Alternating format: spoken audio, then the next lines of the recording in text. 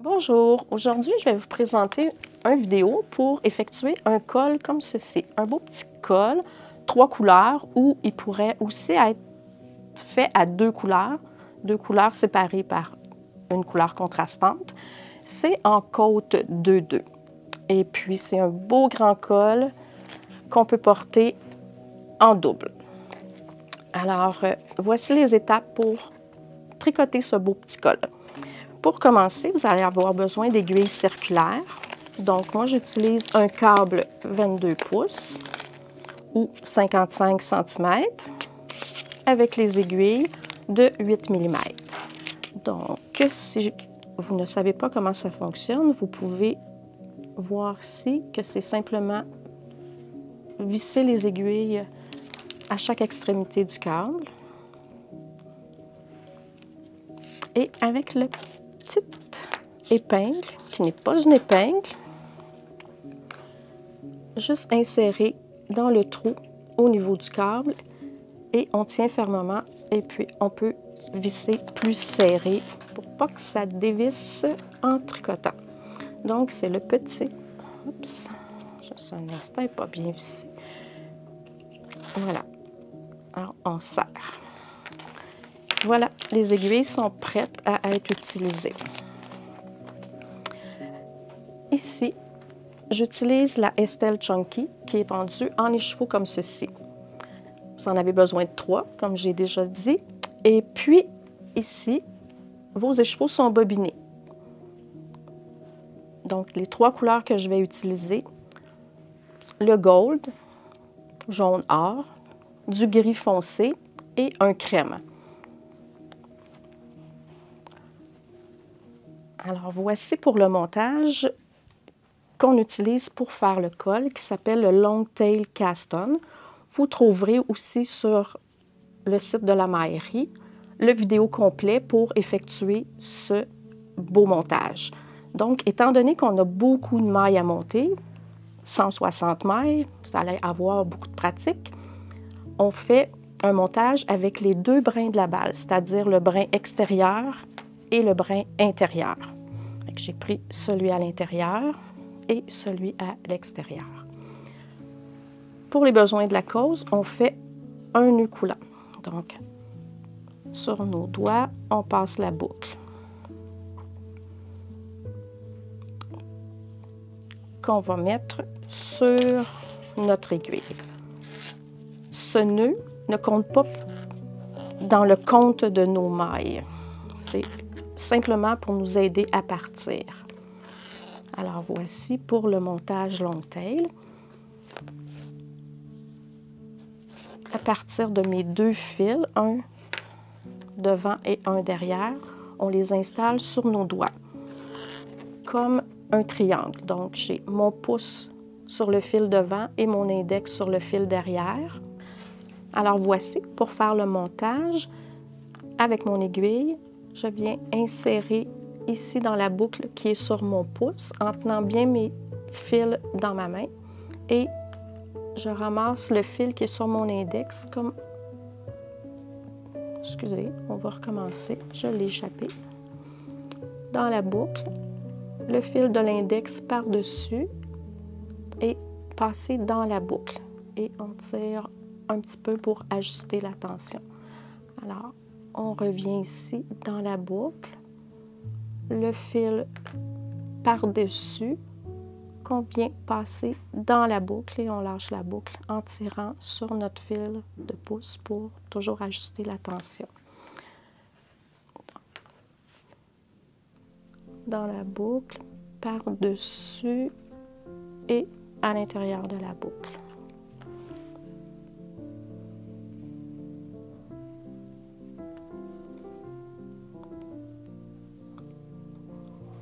Toujours passer à l'intérieur de la boucle, par-dessus et on sort. Ce qui fait une maille sur notre aiguille et une petite ligne sur chacune des mailles.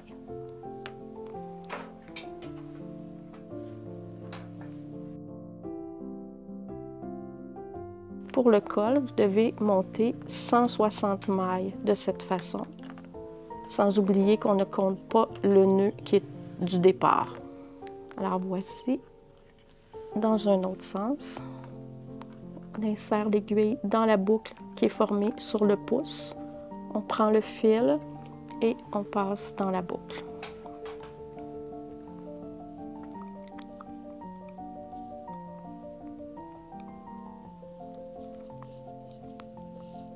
Donc, après 160 mailles, vous devriez être quand même assez à l'aise pour faire le montage.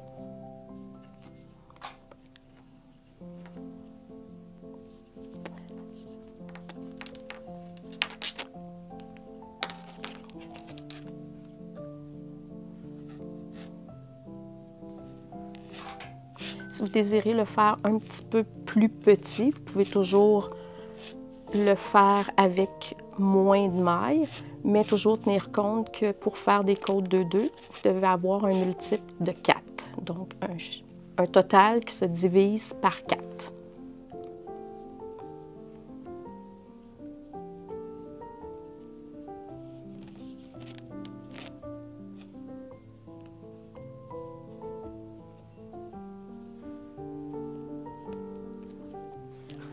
Alors voici, les 160 mailles sont montées. Alors maintenant, je vais vous montrer comment on doit joindre en rond. Premièrement, on doit couper l'un des deux fils si on a fait le montage avec le nœud coulant à deux bouts. On coupe le fil pour garder simplement un fil de notre balle. Et comme j'ai dit au début du montage, on doit enlever le nœud coulant. Donc, on fait juste le pousser hors de l'aiguille et on le défait. Pour joindre en rond, il faut s'assurer que tout le montage, nos mailles, sont dans le même sens. Ce qui est communément appelé ne pas vriller, ne pas twister. Alors, on s'assure de vraiment avoir toutes nos mailles du même côté. Les petits marqueurs qui sont installés, c'était simplement pour compter mes mailles, pour ne pas avoir à recompter toujours les mêmes mailles. Donc, j'en ai bien 160. Ici, avec mon fil de tricot et bien faire attention de ne pas tricoter avec nos bouts de laine, mais bien avec la laine qui vient de la balle. Je vais placer un marqueur ici pour déterminer mon début de rang. Et je viens tricoter la première maille à l'endroit. Donc, je pique avec mon aiguille de droite dans la maille qui est sur l'aiguille de gauche. Avec ma laine, je viens enrouler sur l'aiguille et je dois passer cette nouvelle maille dans la boucle qui est sur mon aiguille gauche et la retirer de l'aiguille. La deuxième maille en droit, piquer dans la boucle qui est sur l'aiguille de gauche avec l'aiguille de droite. Je tiens mon fil dans ma main et sur mon doigt pour régulariser la tension. J'enroule autour de mon aiguille et je viens sortir cette nouvelle maille de la boucle et je la retire de mon aiguille gauche. Donc, voici 2 mailles en 3. Pour effectuer les 2 mailles en vert, je prends le même fil que je ramène vers l'avant, donc de mon côté. Mon aiguille droite insérée ici dans la maille, vers la gauche. J'enroule comme ceci autour de l'aiguille et je la sors vers l'arrière et on enlève de l'aiguille. Donc une deuxième fois, j'entre l'aiguille droite qui pointe vers la gauche, j'enroule mon fil du haut vers le bas et je ressors vers l'arrière. Et j'enlève de mon aiguille. Je vous remonte les mailles en droit, étant donné qu'on fait des côtes 2-2, 2 mailles en droit, 2 mailles en vert. Je ramène mon fil à l'arrière. Dans la maille en droit, donc les deux pointes sont parallèles. J'enroule l'aiguille avec mon fil et je sors la maille vers l'avant. Et je l'enlève de l'aiguille gauche. Une deuxième maille pour terminer ma côte, donc insérer, enrouler, toujours de la même façon. Et je la sors à l'avant. On revient avec le fil devant pour effectuer les mailles envers. Enrouler dans le sens anti-horaire, à l'inverse de l'horloge. On enroule et on sort la maille de l'arrière et on enlève. Je remets mon fil derrière pour les mailles en droit. Piquer, enrouler et on sort la maille. Donc, vous allez continuer ainsi sur toutes les mailles, les 160 mailles, jusqu'à ce que vous n'ayez plus de laine. Donc, il faut tricoter toute cette balle pour la première section. Vous allez trouver aussi à l'achat du kit des 3 écheveaux les explications écrites en patron, en texte, pour vous aider à comprendre un petit peu comment suivre un patron. Puis en référence, vous avez la vidéo pour vous aider à suivre les mailles. Donc, tout le col se tricote en maille en droit, en maille envers. Je vous montre la différence entre une maille en droit et une maille envers. Ici, vous avez les mailles en droit qui forment des petits V et les mailles envers qui forment une petite boule. Si vous regardez, j'ai 2 mailles en droit, mes 2 petits V, mes 2 mailles envers qui forment les 2 petites boules, 2 mailles en droit, les petits V, 2 mailles envers.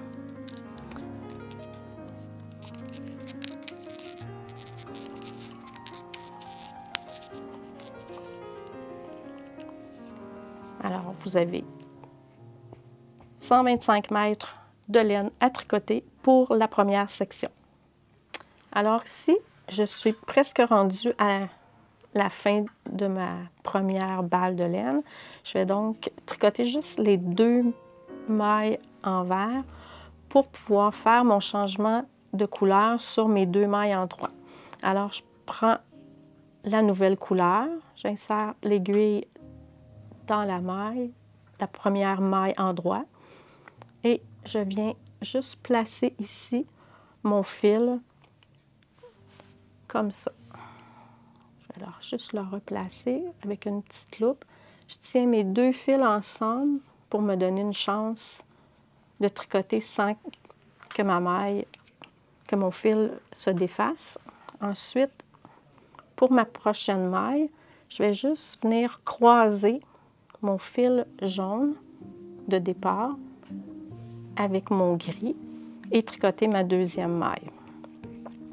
Et puis voilà, on est parti pour la deuxième couleur avec nos 2 mailles envers et nos 2 mailles en droit. Derrière ici, vous avez les 2 fils, un à côté de l'autre, que vous pouvez juste sécuriser par un petit nœud qu'on va défaire lorsqu'on va entrer nos laines. Alors, il reste juste à tricoter la deuxième balle de laine pour continuer notre col. Voici, je vous remonte changement de couleur pour une deuxième fois, étant donné qu'on a déjà 2 couleurs et on ajoute la troisième. Alors, j'ai ici mon fil que j'ai terminé ma couleur grise. Donc, je viens ici piquer dans ma maille endroit. Préférablement changer la laine dans une maille endroit. Je viens placer ma laine ici sur mon aiguille pour pouvoir tricoter ma maille endroit. Je fais juste un petit croisé, étant donné que la laine glisse un petit peu. Donc, je fais un petit croisé avec ma laine grise pour la faire suivre sur ma prochaine maille et je tricote la maille suivante à l'endroit. Vous avez ici la nouvelle laine, la couleur qui est terminée, puis ma petite laine blanche qui passe par-dessus ici, juste pour maintenir la laine, pour pas que ça se défasse. Et ensuite, on va pouvoir entrer nos laines comme d'habitude. Et on continue le même motif, soit 2 mailles endroit, 2 mailles envers, avec la nouvelle couleur. Et on tricote cette couleur-là aussi jusqu'à la fin, ou un petit peu moins que la fin, car on va devoir rabattre nos mailles avec cette couleur. Donc, juste se garder là, une petite pelote de laine pour terminer le col.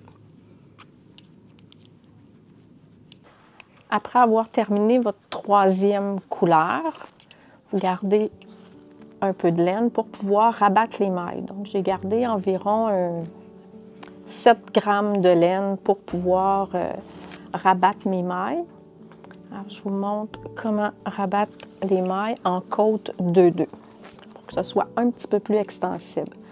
Alors, je viens tricoter la première maille à l'endroit, la deuxième maille à l'endroit et avec mon aiguille de gauche, je viens prendre la deuxième maille qui est sur mon aiguille de droite et je la passe par-dessus la première maille qui est sur mon aiguille. Ensuite, on a 2 mailles envers. Donc, je ramène mon fil devant pour tricoter mes mailles envers. J'en tricote une. Je prends la deuxième maille de mon aiguille et je la passe par-dessus. J'évite de tirer trop pour pas que ce soit trop serré, parce que ce ne sera pas assez extensible. Donc, la deuxième maille envers et je rabats la maille par-dessus. Les 2 suivantes sont des mailles endroit.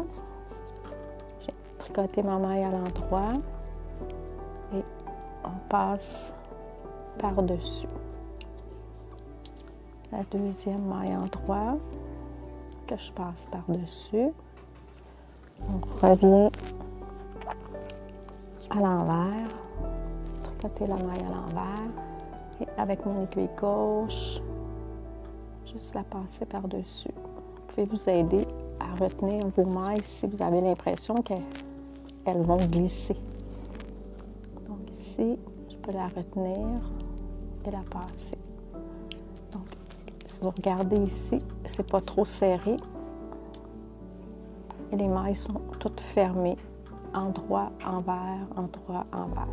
Et on continue ainsi tout le tour de notre col, en respectant les mailles endroit et les mailles envers. Donc, quand j'ai mes 2 mailles endroit, je les tricote à l'endroit et je les rabats.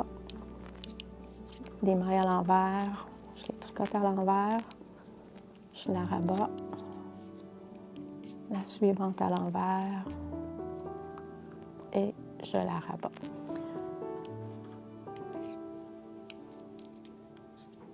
Vous devez faire toutes les mailles jusqu'à la dernière maille. Alors voici, je suis rendue à la fin. Je rabats les dernières mailles à l'envers. La dernière maille à l'envers. Et ici, pour éviter que ça fasse un trou entre la première et la dernière, je viens prendre la première maille qui a été rabattue ici. Mon fil n'est pas du bon côté. Alors voilà. Et je fais une nouvelle maille en passant dedans. Donc, je vais le refaire pour vous remontrer. Je viens d'en piquer dans ma première maille rabattue et je tricote comme si je tricotais une maille en droit et je la rabats. Donc, ça évite de faire un trou entre le début et la fin du rabattage. Ensuite, dans ma petite loupe ici, je passe mon fil. Je coupe le fil. Voilà, il reste ceci. Et avec mon aiguille à laine, je vais entrer mes fils. Donc ici, à l'entour d'une maille en droit, je prends un brin, le brin suivant, en descendant.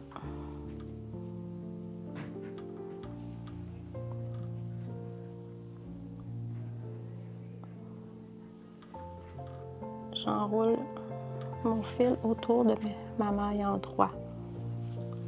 Prendre dans l'autre sens, peut-être vous allez voir mieux. Donc ma maille en droit est ici. Je viens rentrer dans un fil de la maille en droit, comme ceci, pour le cacher.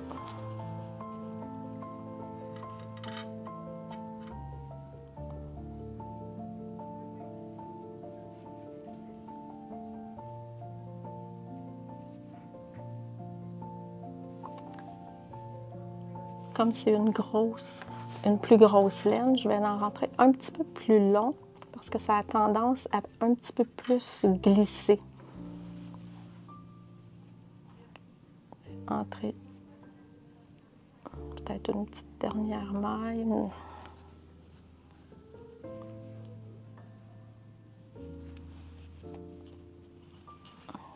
Voilà, mon fil est entré et je vais le couper et laisser juste un tout petit bout qui dépasse. Je vous en remonte un autre ici, dans une autre couleur. À chaque bout de fil que vous avez changé de couleur, vous allez avoir des fils à rentrer.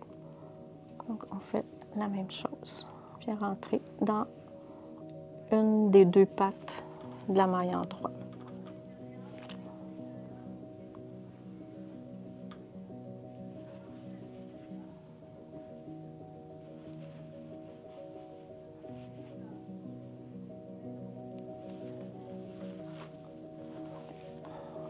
Bien voir comme ceci. Toujours de la même façon pour cacher mon fil.